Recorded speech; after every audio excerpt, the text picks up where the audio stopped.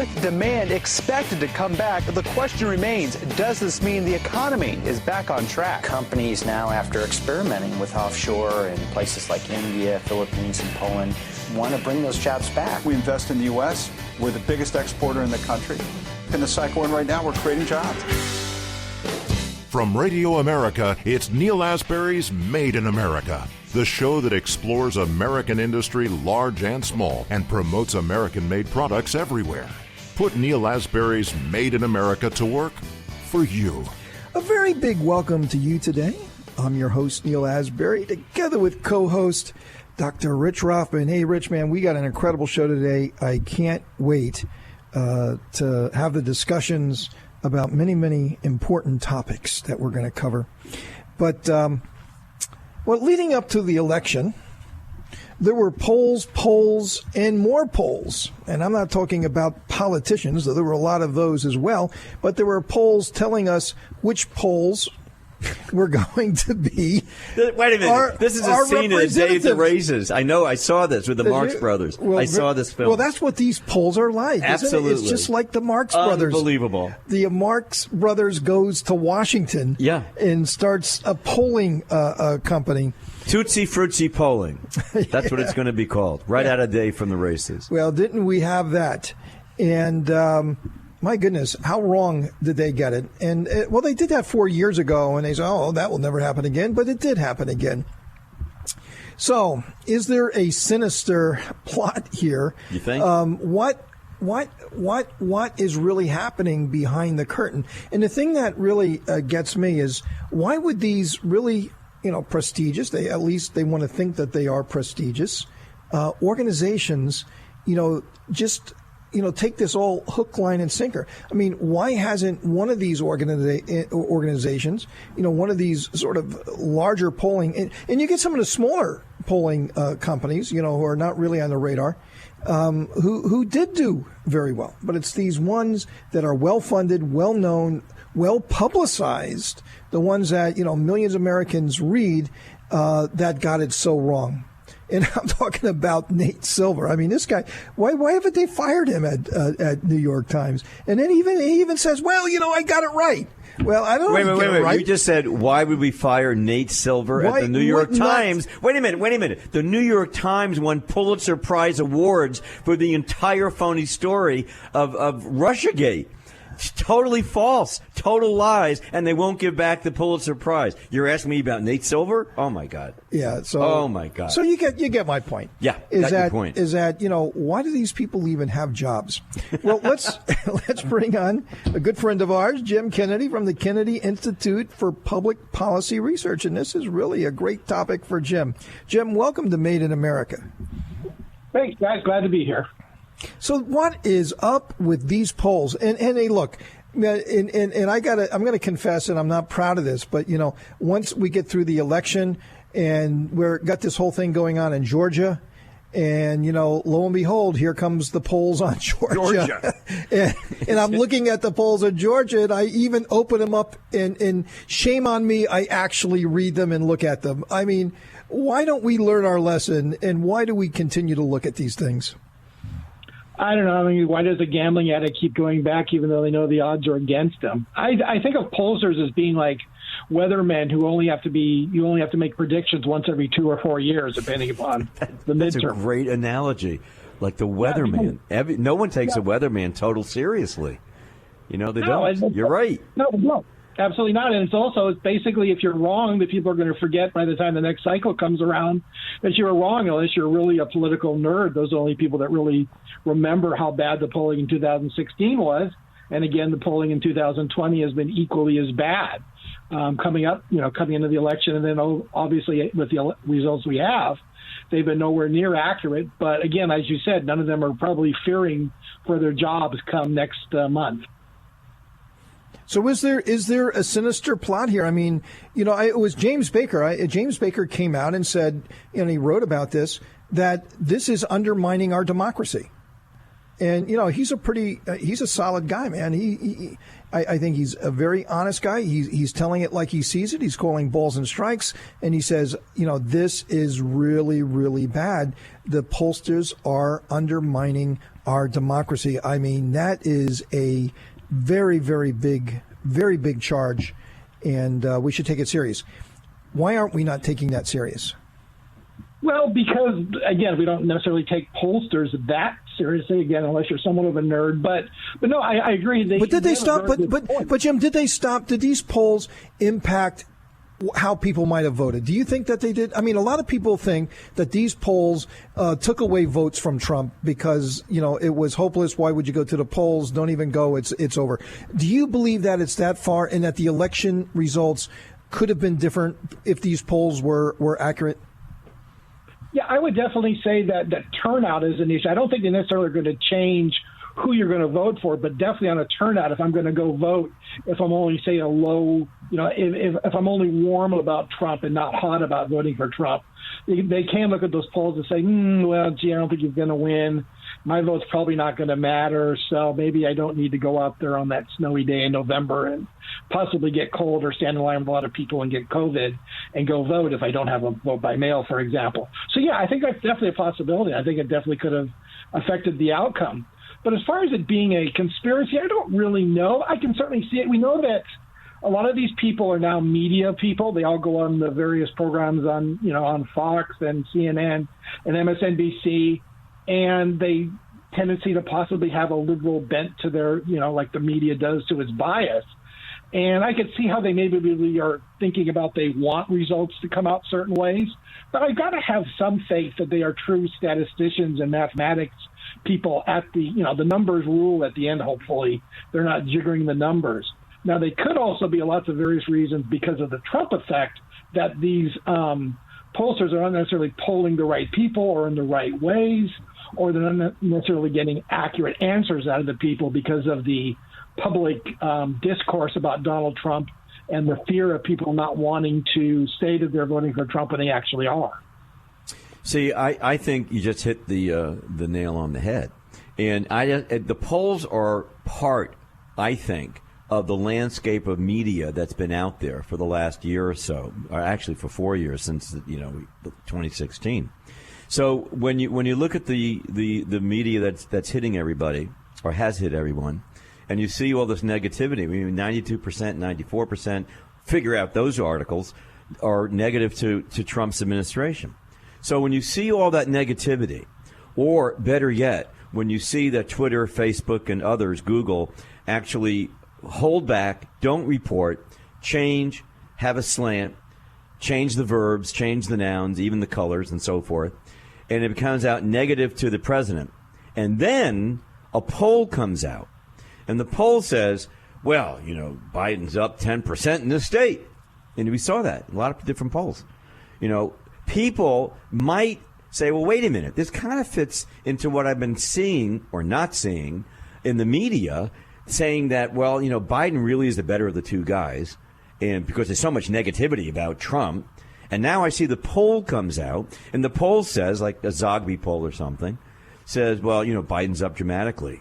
All of a sudden, it's almost like what we had with Russiagate. One media qualifies and underscores the other media. The next thing you know, you have acceptability across the whole landscape of media in a certain direction. So then the polling really does, in a way, fit in to what the average Jane and Joe is seeing. And they go, well, maybe I do believe that. So in a way, maybe it does, given the landscape that it operated in, Jim, maybe it really does have a lot of validity to people. No, you're absolutely right on that point. Also, if you look at whose polls get reported on various sites and or networks, they tend to want to show the polls that back their bias. If you've got a poll that's got Biden plus 10 nationwide, that poll's going to make it. If you had a poll that was Trump plus 2, I don't think you're going to show up on Wolf Blitzer's show or Rachel Maddow's show. They don't want to report that type of news, which in and of itself is a whole different problem that's quite scary.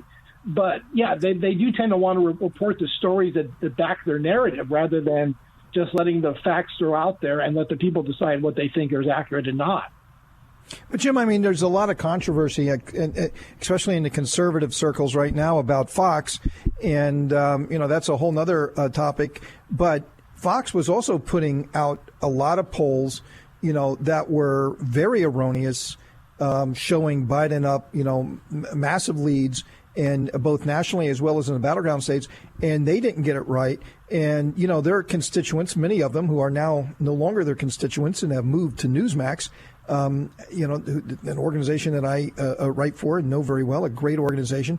But they really shot themselves in the foot. I mean, they're putting together erroneous polls, and it makes it look like to many of their viewers and constituents that they're going along with that narrative, and they got it just as wrong as everybody else did, to their detriment. My understanding is that Newsmax video apps downloads were like 4x a day after the election, and I'm guessing where those people came from wasn't CNN and MSNBC. Those were agitated Fox viewers that were downloading. Well, they have. Chris Ruddy sends me the information directly that their Nielsen rating now is higher than Fox Business, and it's higher than CNBC. In prime time, and he's on an ascendant, a big ascendant. Yeah, now. They've really kicked butt, and then there's the replacement for Twitter right now, Parler.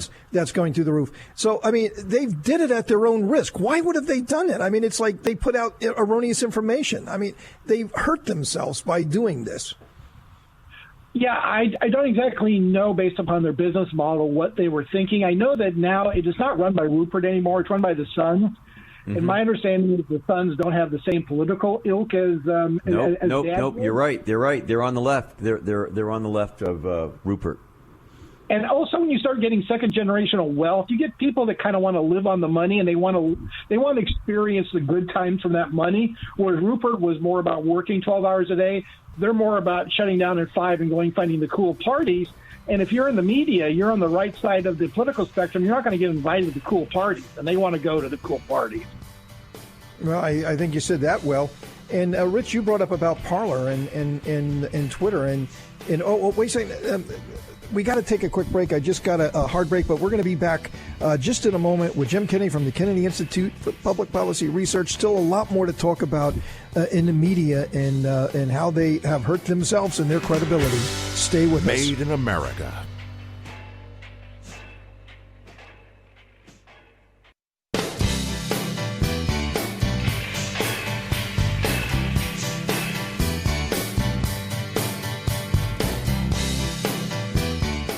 Welcome to Made in America. I'm your host, Neil Asbury, together with co-host Dr. Rich Ruffin. And we're together with Jim Kennedy from the Kennedy Institute for Public Policy Research, having a very spirited discussion about polling and the media and bias and how, people are shifting their loyalties and allegiance to the media and where they're going. And Rich, you had brought up about Parler and about Parler, Twitter. Right. They openly censored, information that was critically important, showing corruption in its rawest form and preventing that information from being shared on their platform. Crazy stuff brought before the Senate. And they said they made a mistake. Oh, sorry, I made a mistake. Yeah, they made a mistake, after the election. Oh, yeah, I made a mistake. So, they knew darn well what they were doing. And they got caught, and they don't really care. They don't really care because, the end justifies the means. And so they got their guy elected by withholding information, right? But the people out there are outraged, rightfully so. And many of them are saying, we're going to a different platform. We're not going to, Twitter, forget about it. We're going somewhere else. I think, you're going to see this. You're going to see Newsmax rise. You're going to see Parler rise. You're going to see a lot of media organizations that don't exist today. Or they do, but they're going to be so much more powerful in the future because of people just being completely disgusted by what's going on in these liberal circles with the media. I want to get back to Jim on this topic too. This is important. And by the way, I do remember I have a pin from the Kennedy era that says "You can trust Kennedy." I still have it. I just want you to know that, Jim. Just saying it's a powerful name. Congratulations. But yeah, we think that we're out there, and we're trying to understand this whole scenario of who's doing what. Here's my question: what is the purpose of polling? What is the purpose of polling? I think polling is very important. I mean, it's sort of like when you come out with a product, you have a focus group. And in that focus group, you kind of find out where the market could go, where where you're going to have to place your money to make it work, and get the feedback on people. Jim, that's a very important aspect of Americanism, don't you think? And so, if in fact let's go back to this, Jim. What is the purpose of polling? Why do they do polling? And what's the raw purpose for that function? What is the function? The candidate know how well they're doing, especially through various demographic groups, to know if they need to appeal to people, they need to be visiting certain cities or certain areas within a state or country more often. Basically, how are they doing? Where's their, this is a slice in time of where you are politically. If the vote was today, would you win or lose? What's the numbers? Okay, what do we Yeah, so it's a really important aspect of whatever we're doing is polling to understand your acceptance in the marketplace. So polling, I don't think, Jim, I think you'd agree, polling is not going to go away. The question is, where does polling go from here? Well, that's a $64,000 question, because the problem is the worse they get, the less reliable they're going to be, the less people are going to rely on them as factual based. It's going to be now fake news includes polls. So they need to get their act together. Now, the question is going to be, though, too, is assuming Trump isn't going to win re-election. That's still up to debate for some people. I'm kind of going that it probably won't happen. What happens in 2024? Do we still have these same problems in polling? And the answer, we might have less, assuming that Donald Trump isn't running again in 2024. That I think a lot of this is a Trump factor because of the voters he brings out, the people that are attracted to him, and the people that back him. You see a lot of normal Republicans that don't necessarily back Trump. You see a lot of Democrat crossover, which you may think of in the old days as Reagan Democrats crossing over. And you're also seeing people that thought the political system was a waste of time that have been energized by Donald Trump. So those people are as I said before, are somewhat hesitant sometimes to give accurate answers, or they're not polling these people because the normal people with the normal models, the big time Pew Research and all of those polls don't necessarily have a model that they build these things off of that include those types of people, and they're not pulling them. You're not pulling them out of the list to call to poll. So you're not polling the right group of people. So that could be. So Jim, though, you make the point about President Trump. I get that, but how about Susan Collins? I mean, they had her losing by 7 to 8. Yeah, they got that one wrong, and she won by 3 to 4. I mean, that's a 10, 12 point swing. Susan Collins, been around. I think this is her fourth time getting elected, a very stable candidate, and they blew it monumentally. They blew it. And, it wasn't the Trump effect with Susan Collins. That's for sure. I mean, she's not Donald Trump. And should we trust right now the polls coming out of Georgia? Should we look at them or should you add 3 points to the Republicans because you got the whole skew thing going again? Yeah, no, I would take all the polls with a grain of salt. The Susan Collins ones is a great call as far as how bad they were. Maine is somewhat of a difficult state to poll. It's got people that don't like talking to people up there. They're a little different up in Maine. But yes, no, I'd even said on some shows that I've been on about, Susan Collins is done. I don't see how she pulls it out based upon the poll numbers. Well, I was just as wrong, unfortunately, as the pollsters, and thank goodness she did pull it out. But people have to be somewhat careful about it. In Georgia, we got about 15 seconds. So Georgia, if they show it right now, a dead even heat, do you believe that that's true? I would trust the Fowler Group's polls more than anybody else in Georgia. They're pretty much the best on the state-by-state basis. Okay, very good. Hey, Jim, thanks for being on the show. Jim Kennedy from the Kennedy Institute for Public Policy Research. Coming up, we have Tristan Justice from the Federalist, and we're going to talk about student loan forgiveness and other things on the progressive agenda that has a huge impact to your tax dollars. Stay with us. Made in America.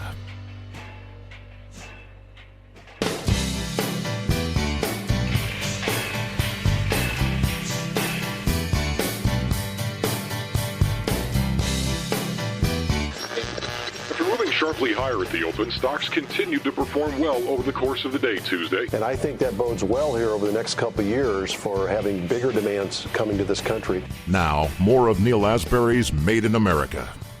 Welcome to Made in America. I'm your host, Neil Asbury, together with co-host Dr. Rich Rothman. So, Rich, of course, Biden is out there, talking about the things that he's going to do, and he's under incredible pressure from the progressives. I think that they felt that they won a landslide, at least in their mind, and they got this. Well, they use the word mandate. Yeah, they got this huge mandate. Oh, they have a mandate. They got a mandate. In their mind. Right, in their mind. Mm-hmm. So, 72 million Americans disagree with that. But nonetheless, we'll see where this whole thing shakes out. But the progressives are really, really coming out hard. They're coming out swinging. The administration and, who's in the cabinet. And, you got Elizabeth Warren, you got Bernie Sanders. I mean, the progressives are really looking for payback, right? And to be fair, Biden really did benefit from the party not splintering like it did when Hillary Clinton ran back in 2016.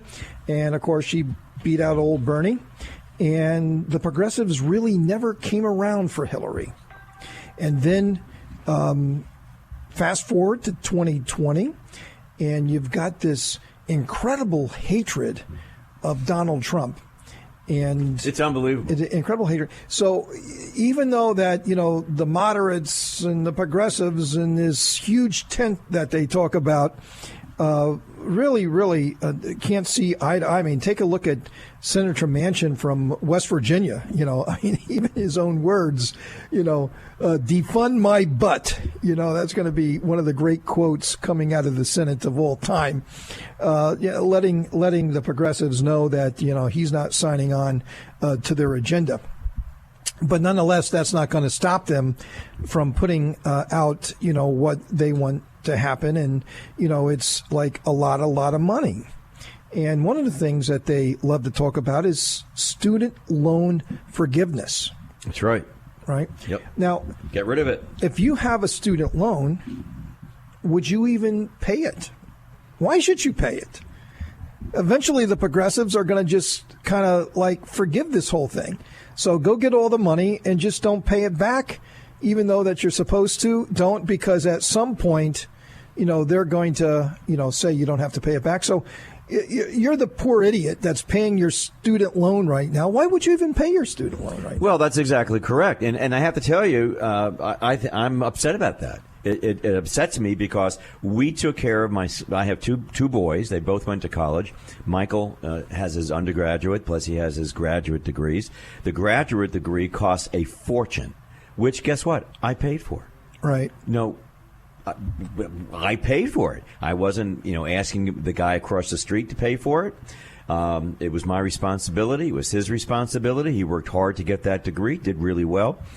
But it would annoy me dramatically if I would have to lay out the money for somebody else down the block. Why, if you didn't want to go to college, you decide, I'm not going to go to college, it's not for me. And it isn't for everybody. People just entrepreneurs, go out and do the thing, get in the field and work. And then now you're being told that a portion of your taxes are going to go to pay for the cat that went to college across the street from you.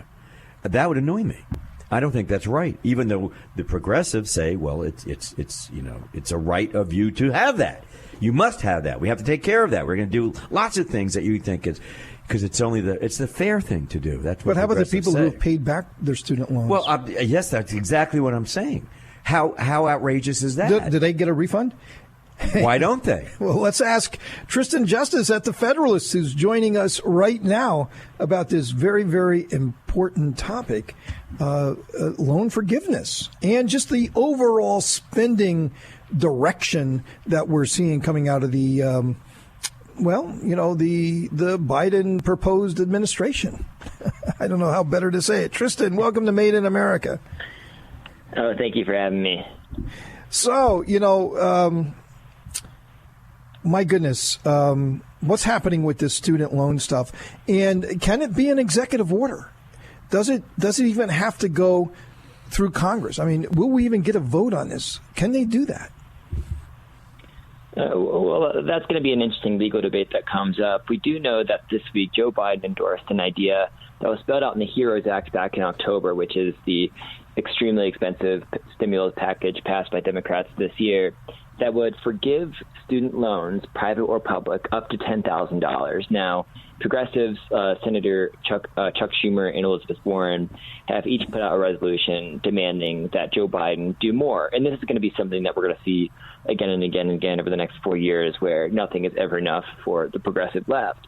What Chuck Schumer and Elizabeth Warren have proposed is that they are demanding that Biden use executive authority to forgive up to $50,000 in loans. And so their argument is that because the loans are originated from the Department of Education, that it is up to the president and the Secretary of Education to make that decision. Now, this isn't this is a radical proposal, don't get me wrong. But we were also warned about this coming from Joe Biden. We were warned that he was going to be the most progressive president that we had seen in decades. Bernie Sanders even said that he'd be the most progressive president since FDR. And I really think this is going to be a recurring thing over the next 4 years, where we see this to happen time and time again. Democrats urge the president to weaponize his executive authority to enact all of these laundry list proposals from the progressive wish list. Well, all right, that's great, and we expected that. Listen, we expect everything that's, well, I think the word in one of the articles I read about you is that the bucket list. Why not the bucket list? Don't you think it's fair that people have the right to do what they want to do in life? Don't you think that's the way it should go? Isn't that this is worse than the me generation. I mean, this is just really outrageous. No, you're absolutely right. And look, this is kind of, it falls in line with this age of entitlement that we're seeing. I wrote in my piece, let's imagine for a moment that we apply the liberal philosophy on student debt to every other type of expense that we make, where we just take out loans for things we can't afford and then expect the bill to fall on the taxpayer. And then disguise it under the issue of civil rights and social justice. I mean, we're seeing people like Ayanna Pressley and other people of the squad coming out and saying this is a social justice issue. Okay, my family wanted a really nice fishing boat. Can I drop the $80,000 price tag on the taxpayer 10 years down the line when I can't pay for it? I mean, it's just absurd. And it's we have just completely pulled away from the idea of personal responsibility in this country, where now it is incumbent upon the public to pay for every bad decision that we've ever made in our lives. Yeah, I mean, Tristan, we're going to have to take a quick break, but we're with Tristan Justice at the Federalist talking about loan forgiveness and how that might be applied to many, many other things. And what does that mean to your jobs? What does it mean to the American taxpayer? Very, very important stuff. Stay with us. Made in America.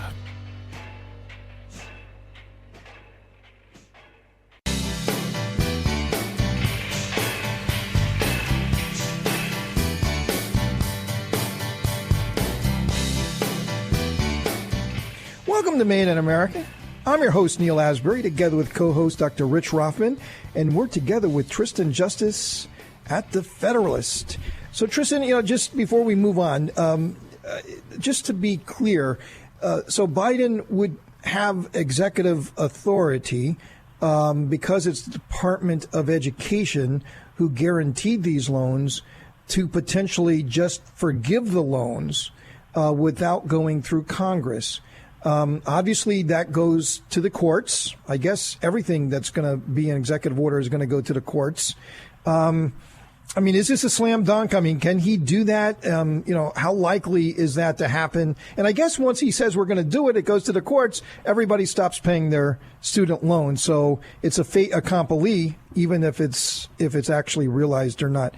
And how do you see that playing out? I think this is really, really fundamentally important because it's going to impact a lot of other things that the progressive agenda might want to ram down our throats. No, I think you're absolutely right, and it's really a testament to how important it was to get these judges confirmed while we still could under Trump, like Amy Coney Barrett, for situations just like this. I think that the president, or an incoming President Biden, will probably try to use this legal philosophy that was fleshed out by a group of Harvard legal scholars, where the president and the Secretary of Education can choose to forgive student loans since they originate from the Department of Education. I imagine that'll probably go into a court battle as soon as the order is signed, but I also think as soon as that order is signed, people are going to stop paying back their loans. I mean, the federal government, they did already waive federal loan payments through the end of the year as part of the last rounds of stimulus, but that was also came from congressional legislation too. So, and related to the legal mechanics, I'm not sure how it's going to play out, but it's really just a testament to how important it is to put a lot of these people on the federal bench who aren't going to try to legislate from the bench. And look, this was a close election. Democrats, like you said at the beginning of this interview, they're claiming that they have a wide legislative mandate in the executive branch and the legislative. But if you look at it, I mean, Republicans gained 10 seats in the House. We were projected to lose, and Democrats only won the White House by less than 45,000 votes across 3 tipping point states. If you look at the vote totals in Georgia, Arizona, and Wisconsin, if Trump had flipped each state, each which had a margin of about less than 20,000 votes, then Trump would be in the White House again for a second term, no questions asked. But Democrats are also pointing to this landslide in the popular vote. If you take California and New York alone, then Trump would have decisively won the popular vote. And so this entire legislative mandate that Biden has to rule the country, it's really, I don't think, there as much as Democrats are claiming it to be. Well, you know what intrigues me, Tristan, is this. We're going to be getting the next Obama administration back into, well, the administration. It just seems it's going to happen. Look at the folks that are going to be coming on board. He's going to bring back a number of people, he said, who were around for the Obama administration. And what was Obama's big mantra? I have a pen and I have a phone. I have a pen and I have a phone. And I'm going to do, if I can't get this through the legislature, then I'm going to do it on my own. Why would I think that Biden would do anything different? But a lot of that got hung up in the courts, and But he still did it. But he tried. Yeah, exactly. And I'm sure that Biden's going to do the exact. Listen, Biden. The truth of the matter is, Biden's going to do what he's told to do. That's exactly what's going to come down. Whatever he's told to do, by the powers that may be, he will do what he's been told to do. And he's going to surround himself with a bunch of incredibly colorful lefties that are floating out there right now, bringing back the good old group, the wonderful group, the hole in the wall gang, where they're all going to come back into Washington, D.C. So, I have every hope that he's going to do that. I really do. No, I think you're exactly right. And in fact, Joe Biden has already pledged to be even more radical than Barack Obama already was. I mean, we saw this evolution of Joe Biden throughout the primary go from this guy framing himself as a moderate, but he did this leftward lurch even after winning the primary. He really became a vehicle for the left's cultural revolution. And there's a lot of people even on the left who are saying that. I mean, Joe Biden has already proposed $10 trillion in spending programs, and he hasn't proposed anything that's going to pay for any of it. So, Tristan, what are all these Republicans who came out to support him thinking? And very, very important Republicans, and people that I admire. I mean, Ambassador Negroponte, John Negroponte, a very, very thoughtful man, the most successful diplomat in our generation. I have huge admiration for John, and he's been on our show a number of times. I've worked with him on different things. But a lot of Republicans, came out to support Biden. I mean, it looks like they got nothing in return. I don't know what they got. What did they get? A more moderate Joe? I don't see the moderate Joe. They probably wanted a position in the administration somewhere, somehow, and I wouldn't be too surprised if someone like John Kasich were to be tapped for some type of agency department. Yeah. Hey, Tristan, it's great to have you on the show. We love your organization, the Federalist. A number of your folks have been on our show. It's always great to talk to you. Really, really good piece you wrote. Thanks for coming on the show. Well, thanks for having me. Coming up, Dr. Rothman and I are going to have some final thoughts for the day. Made in America.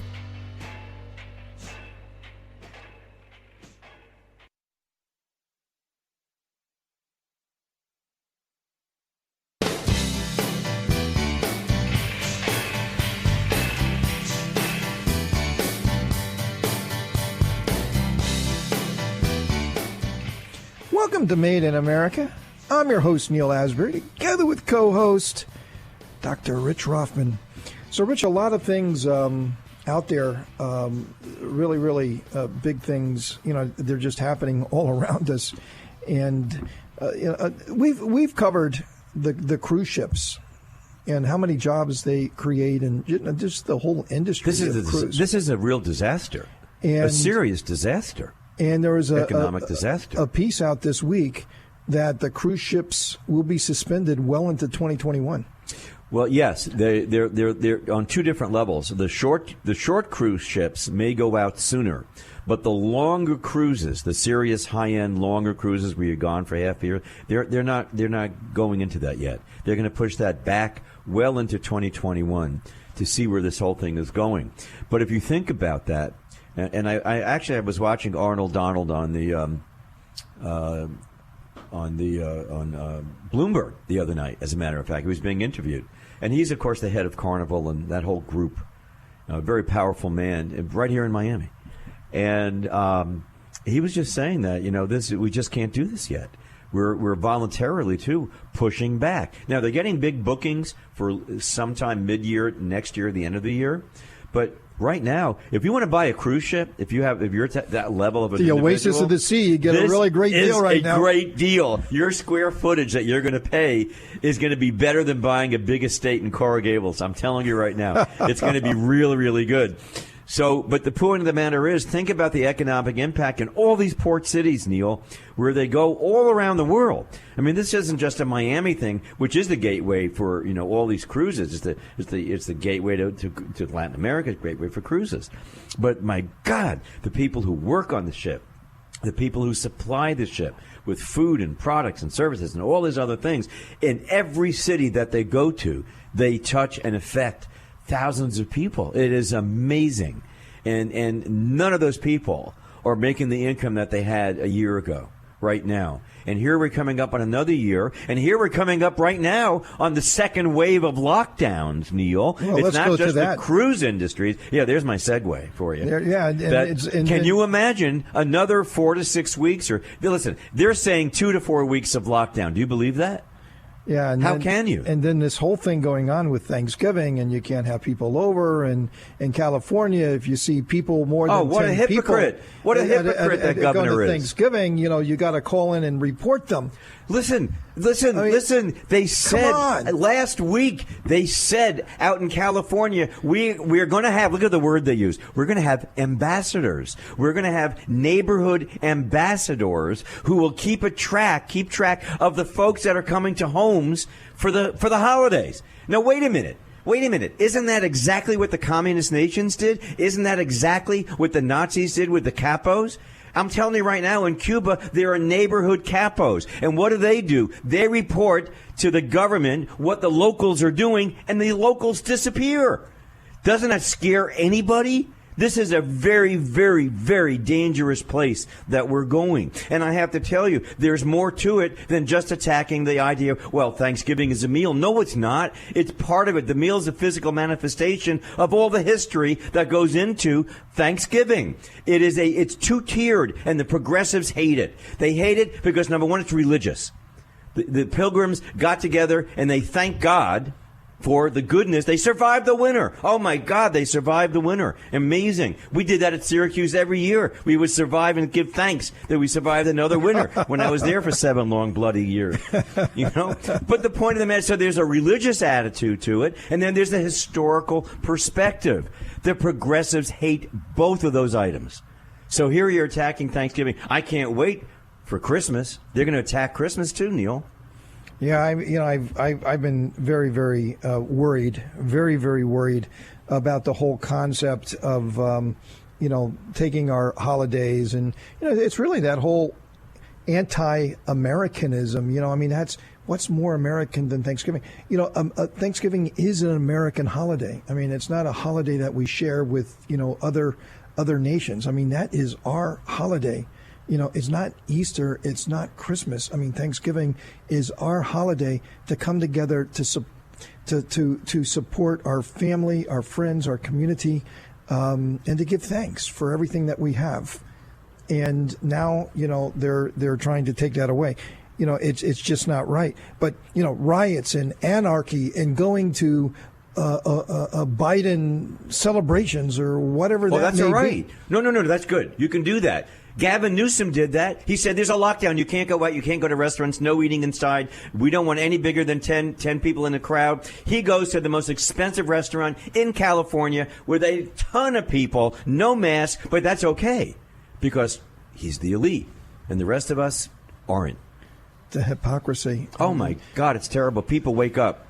You see. Don't put up with it. You see Pritzker and the governor of Illinois, his wife, he sends her to Florida, so she can go out and have a normal life, and while he just wreaks havoc on Illinois and Cuomo and New York, and we can go on and on and on and on. Folks, it is not right. But unfortunately, we're out of time, but we're going to be back again next week for another adventure of Made in America, where we never stop fighting for your jobs.